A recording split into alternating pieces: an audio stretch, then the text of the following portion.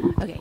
Earlier this week, you attended the Global AIDS Alliance Global AIDS Action Council luncheon. Do you think our current policymakers are doing enough about the current AIDS crisis in Africa? Well, the fact is that we have to talk about resource allocation. Certainly, some of the resource allocation has been misguided and proven to be ineffective. When we talk about abstinence as a requirement, then we have issues with that in most countries. If that becomes a decision which, in case, undermines the progress or undermines the capacity of the program to work, we have to think about that. There are parts of that. Do we get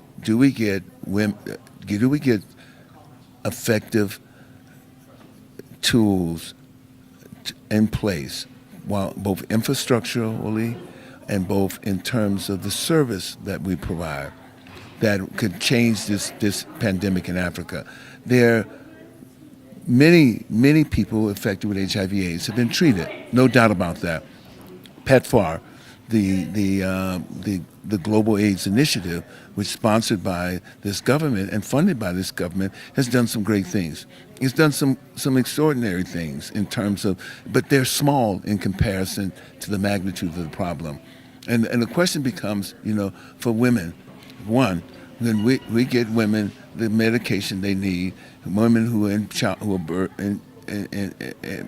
are pregnant, and can we get the medication that they need in order that the child is not infected with the virus?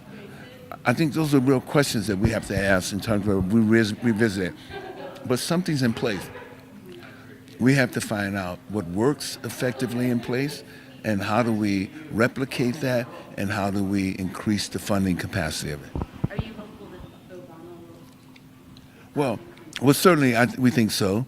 They're the pieces together in the Democratic House, in a Democratic House controlled by the Democrats.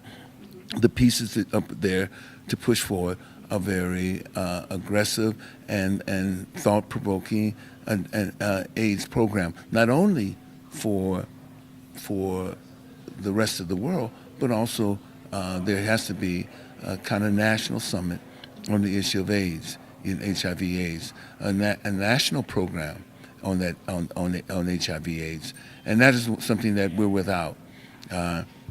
We have to initiate that in order for us to move forward with HIV/AIDS here.